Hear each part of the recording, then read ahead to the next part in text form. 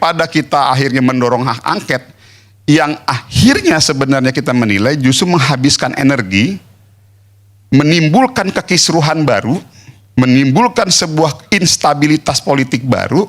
Di tengah hari ini kami ingin segera menjawab harapan dan tantangan teman-teman 01 dan 03 yang kemarin mengatakan bahwa yuk negara ini pemerintahnya harus segera kita kerja baik-baik.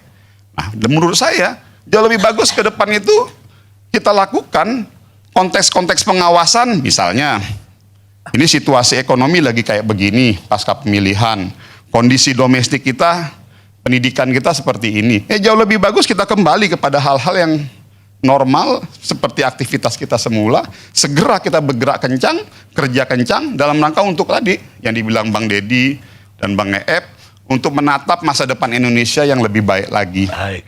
Kata terakhirnya adalah saatnya sekarang kita move on. Bang Karni sedikit. Makasih. Saya sedikit saja. Ini kan ada yang sangat kontradiktif apa yang disampaikan oleh Maman. Dari awal dia bilang itu hak DPR, itu bagus-bagus saja, tapi di ujung dia keluar dengan sederetan alasan janganlah hak angket. Bahkan memberikan kesan seolah-olah hak angket ini alat trade off, alat tukar menukar kepentingan.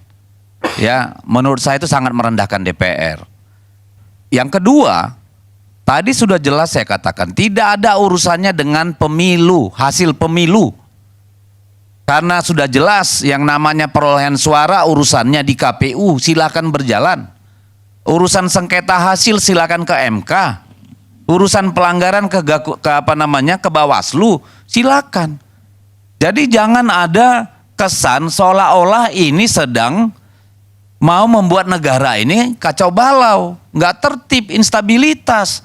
Sejak kapan hak konstitusional DPR membuat negara ini kacau balau? Itu kan pola pikir yang salah kalau menurut saya. Proses-proses DPR itu sudah jelas proses politik. Dan hak politik itu diberikan oleh konstitusi. Salahnya di mana? Apakah ketika DPR melakukan sidang-sidang hak angket misalnya kalau ini jadi, ya, apakah lalu berhenti republik ini berjalan? Apakah pelayanan publik berhenti? Apakah orang tidak bisa bekerja? Kan enggak juga. Jadi saya kira yang paling penting dari hak angket ini nanti adalah pelajaran politik, pelajaran sejarah bagi kita tentang bagaimana pelaksanaan undang-undang, bagaimana kekuasaan diselenggarakan itu dengan bermartabat, dengan etika, dengan konstitusi yang baik. Saya kira cobalah sekali-sekali berpikiran positif. Ini bukan soal menang kalah masih jauh Belanda, Pak. Belanda masih jauh. Jadi jangan takut nggak dilantik, kalau itu menang kan kita nanti hasil KPU yang menentukan, hasil MK. Jadi nggak usahlah dibenturkan kita dengan rakyat, saya kira itu. Oke. Ya, boleh ditambahin, direspon lagi.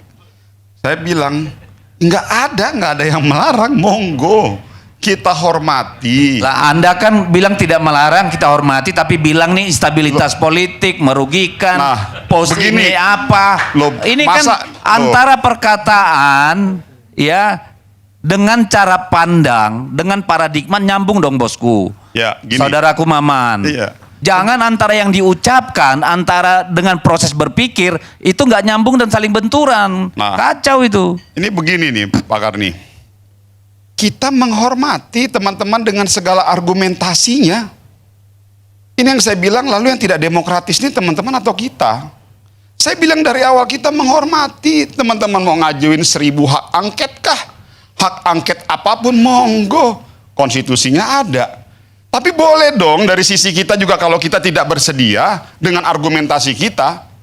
Masa saya menghormati teman-teman memiliki argumentasi mengajukan hak angket. Saya angkat topi dan kita hormat dengan apa yang teman-teman lakukan. Tapi masa pada saat saya juga memiliki hak konstitusi untuk mengatakan bahwa hak angket itu belum saatnya, dengan argumentasi saya dikatakan saya tidak konsisten. Lah bagaimana ceritanya pola urusan kita ini? Jadi saya mau bilang bahwa ya monggo teman-teman ajukan hak angket, tapi hargai juga dong kalau kita tidak bersedia untuk mengajukan hak angket. Oke. Dengan argumentasi kita, ya bahwa kita menilai ada potensi terjadinya instabilitas politik, dan kita menilai bahwa ada upaya untuk terkesannya, saya tadi udah bilang loh, akhirnya karena ini masuk dalam ruang politik, dimensi politik, kita akan mengcapture-nya semua gerakan itu dalam perspektif politik, Pak Karni. Nggak mungkin. Kita masuk dalam ruang politik yang kita dari awal sudah bilang, dorong ini kepada mekanismenya. Tapi pada saat ini mau ditarik ke dalam ruang politik, teman-teman juga harus memahami dan bisa berusaha untuk mengerti pada saat kami menilainya dalam perspektif politik.